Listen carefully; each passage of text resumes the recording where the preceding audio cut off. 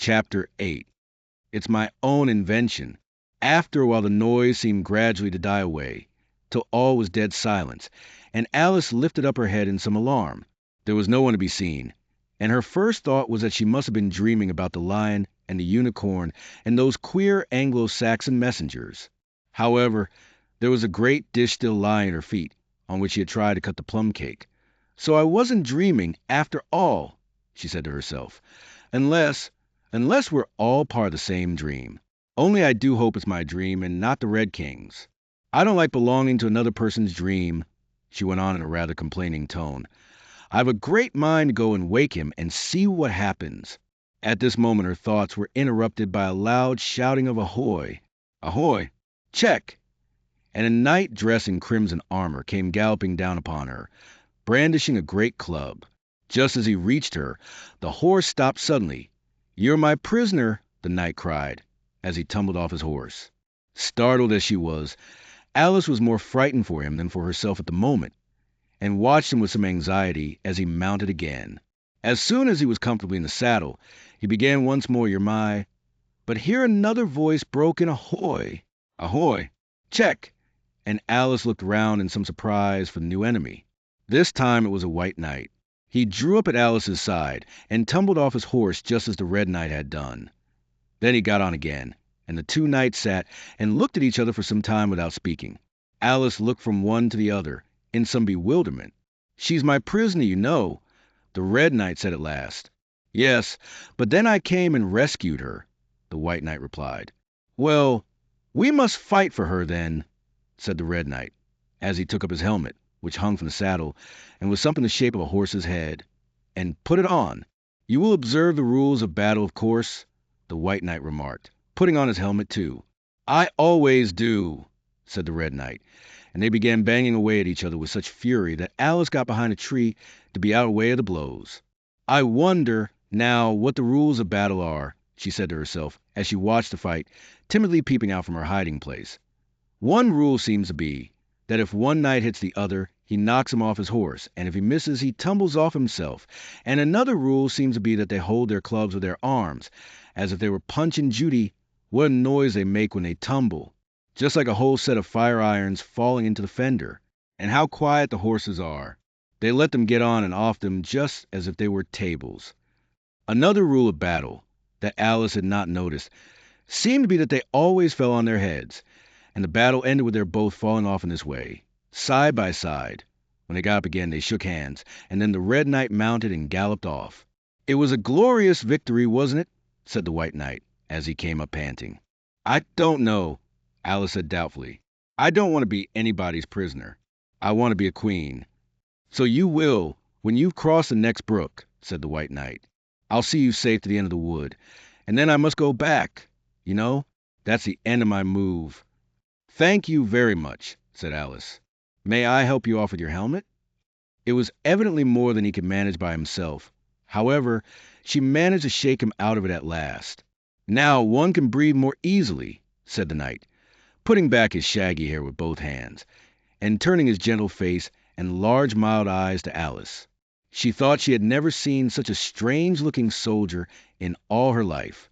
He was dressed in tin armor, which seemed to fit him very badly, and he had a queer-shaped little deal box fastened across his shoulder, upside down, and with the lid hanging open. Alice looked at it with great curiosity. "I see you're admiring my little box," the knight said in a friendly tone. "It's my own invention, to keep clothes and sandwiches in. You see, I carry it upside down so that the rain can't get in. But the things can get out," Alice gently remarked. "Do you know the lid's open?" "I didn't know it," the knight said, a shade of vexation passing over his face. "Then all the things must have fallen out, and the box is no use without them." He unfastened it as he spoke, and was just going to throw it into the bushes, when a sudden thought seemed to strike him, and he hung it carefully on a tree. "Can you guess why I did that?" he said to Alice. Alice shook her head. "In hopes some bees may make a nest in it. Then I should get the honey. But you got a beehive, or something like one, fastened to the saddle," said Alice. "Yes, it's a very good beehive," the knight said in a discontented tone. "One of the best kind. But not a single bee has come near it yet. And the other thing is a mousetrap. I suppose the mice keep the bees out, or the bees keep the mice out. I don't know which. I was wondering what the mousetrap was for, said Alice. It isn't very likely there would be any mice on the horse's back. Not very likely, perhaps, said the knight. But if they do come, I don't choose to have them running all about. You see, he went on after a pause, it's as well to be provided for everything. That's the reason the horse has all those anklets round his feet. But what are they for? Alice asked in a tone of great curiosity. To guard against the bites of sharks, the knight replied. It's an invention of my own. And now help me on. I'll go with you to the end of the wood. What's the dish for? It's meant for plum cake, said Alice. We'd better take it with us, the knight said. It'll come in handy if we find any plum cake. Help me to get it into this bag. This took a very long time to manage, though Alice held the bag open very carefully, because the knight was so very awkward in putting the dish. The first 2 or 3 times that he tried, he fell on himself instead. It's rather a tight fit, you see, he said, as they got in the last. There's so many candlesticks in the bag. And he hung it to the saddle, which was already loaded with bunches of carrots and fire irons and many other things. I hope you got your hair well fastened on, he continued, as they set off. Only in the usual way, Alice said, smiling. That's hardly enough, he said anxiously. You see the wind is so very strong here. It's as strong as soup. Have you invented a plan for keeping the hair from being blown off? Alice inquired. Not yet, said the knight, but I've got a plan for keeping it from falling off. I should like to hear it very much. First you take an upright stick, said the knight. Then you make your hair creep up it like a fruit tree. Now the reason hair falls off is because it hangs down. Things never fall upwards, you know. It's a plan of my own invention. You may try it if you like.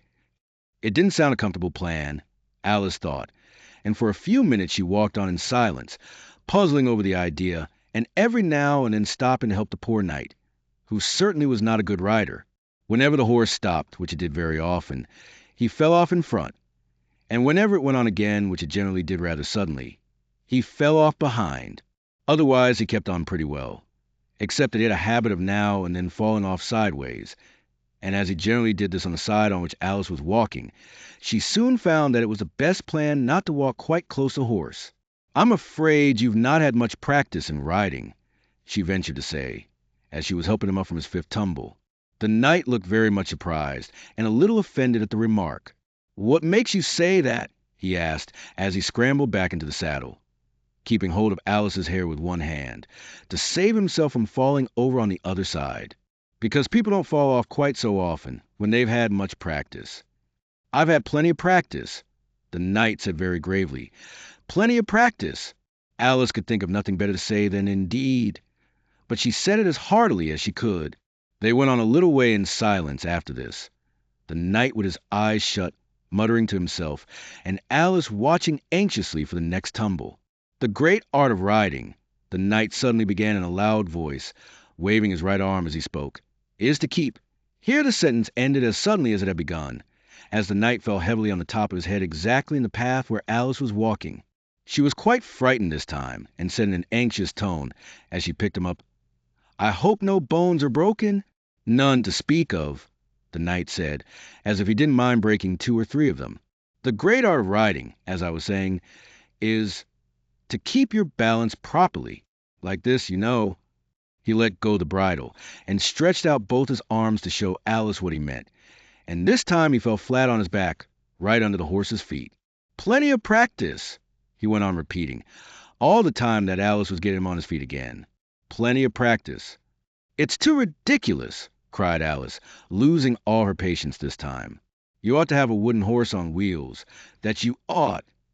Does that kind go smoothly? The knight asked in a tone of great interest, clasping his arms round the horse's neck as he spoke, just in time to save himself from tumbling off again.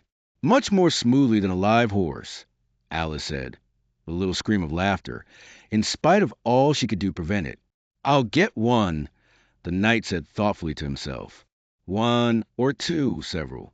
There was a short silence after this, and then the knight went on again. I'm a great hand at inventing things.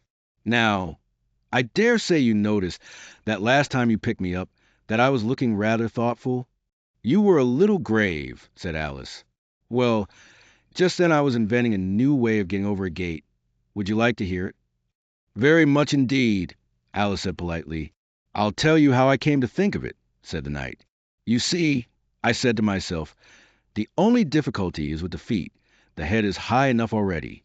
Now, first I put my head on the top of the gate, then I stand on my head. Then the feet are high enough, you see, then I'm over, you see. Yes, I suppose you'd be over when that was done, Alice said thoughtfully. But don't you think it would be rather hard? I haven't tried it yet, the knight said gravely. So I can't tell for certain, but I'm afraid it would be a little hard. He looked so vexed at the idea that Alice changed the subject hastily. What curious helmet you've got, she said cheerfully. Is that your invention, too? The knight looked down proudly at his helmet, which hung from the saddle. Yes, he said, but I've invented a better one than that, like a sugar loaf.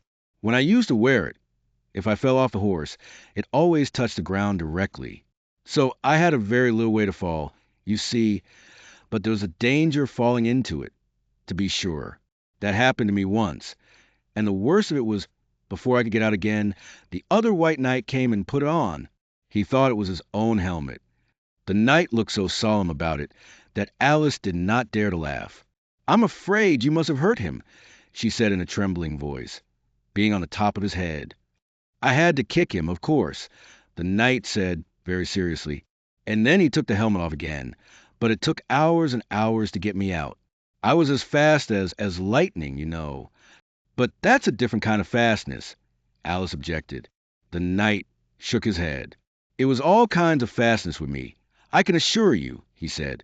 He raised his hands in some excitement as he said this, and instantly rolled out of the saddle and fell headlong into a deep ditch. Alice ran to the side of the ditch to look for him. She was rather startled by the fall, as for some time he had kept on very well, and she was afraid that he really was hurt this time. However, though she could see nothing but the soles of his feet, she was much relieved to hear that he was talking on in his usual tone. All kinds of fastness, he repeated. But it was careless of him to put another man's helmet on, with a man in it too. How can you go on talking so quietly, head downwards? Alice asked, as she dragged him out by the feet and laid him in a heap on the bank. The knight looked surprised at the question. What does it matter where my body happens to be? He said. My mind goes on working all the same. In fact, the more head downwards I am, the more I keep inventing new things. Now, the cleverest thing of the sort that I ever did, he went on after a pause, was inventing a new pudding during the meat course. In time to have it cooked to the next course, said Alice. Well, not the next course, the knight said in a slow, thoughtful tone. No, certainly not the next course. Then it would have to be the next day. I suppose you wouldn't have 2 pudding courses in one dinner. Well, not the next day, the knight repeated as before. Not the next day. In fact, he went on, holding his head down and his voice getting lower and lower, I don't believe that pudding ever was cooked. In fact, I don't believe that pudding ever will be cooked. And yet it was a very clever pudding to invent. What did you mean it to be made of? Alice asked, hoping to cheer him up, for the poor knight seemed quite low-spirited about it. It began with blotting paper. The knight answered with a groan. That wouldn't be very nice, I'm afraid. Not very nice alone, he interrupted quite eagerly, but you've no idea what a difference it makes mixing it with other things, such as gunpowder and sealing wax. And here I must leave you. They had just come to the end of the wood. Alice could only look puzzled. She was thinking of the pudding. You are sad, the knight said in an anxious tone. Let me sing you a song to comfort you. Is it very long? Alice asked, for she had heard a good deal of poetry that day. It's long, said the knight, but very, very beautiful. Everybody that hears me sing it, either it brings the tears into their eyes, or else. Or else what? Said Alice, for the knight had made a sudden pause. Or else it doesn't. You know, the name of the song is called Haddock's Eyes. Oh, that's the name of the song, is it? Alice said, trying to feel interested. No, you don't understand, the knight said, looking a little vexed. That's what the name is called. The name really is the Aged Age Man. Then I ought to have said, that's what the song is called. Alice corrected herself. No, you oughtn't. That's quite another thing. The song is called Ways and Means, but that's only what it's called, you know. Well, what is the song, then? Said Alice, who was by this time completely bewildered. I was coming to that. The knight said, the song really is A Sitting on a Gate, and the tune's my own invention. So say he stopped his horse and let the reins fall on its neck. Then, slowly beating time with one hand, and with a faint smile lighting up his gentle, foolish face, as if he enjoyed the music of his song, he began. Of all the strange things that Alice saw on her journey through the looking-glass, this was the one that she always remembered most clearly. Years afterward, she could bring the whole scene back again, as if it had been only yesterday. The mild blue eyes and kindly smile of the knight, the setting sun gleaming through his hair and shining on his armor in a blaze of light that quite dazzled her, the horse quietly moving about, with the reins hanging loose on his neck, cropping the grass at her feet, and the black shadows of the forest behind. All this she took in like a picture, as, with one hand shading her eyes, she leant against a tree, watching the strange pair and listening in a half-dream to the melancholy music of the song. But the tune isn't his own invention, she said to herself. It's I give thee all, I can no more. She stood and listened very attentively, but no tears came into her eyes. I'll tell thee everything I can. There's little to relate. I saw an aged man, A sitting on a gate. Who are you, aged man? I said, and how is it you live? And his answer trickled through my head, like water through a sieve. He said, I look for butterflies that sleep among the wheat. I make them into mutton pies, and sell them in the street. I sell them unto men, he said, who sail on stormy seas. And that's the way I get my bread. A trifle, if you please.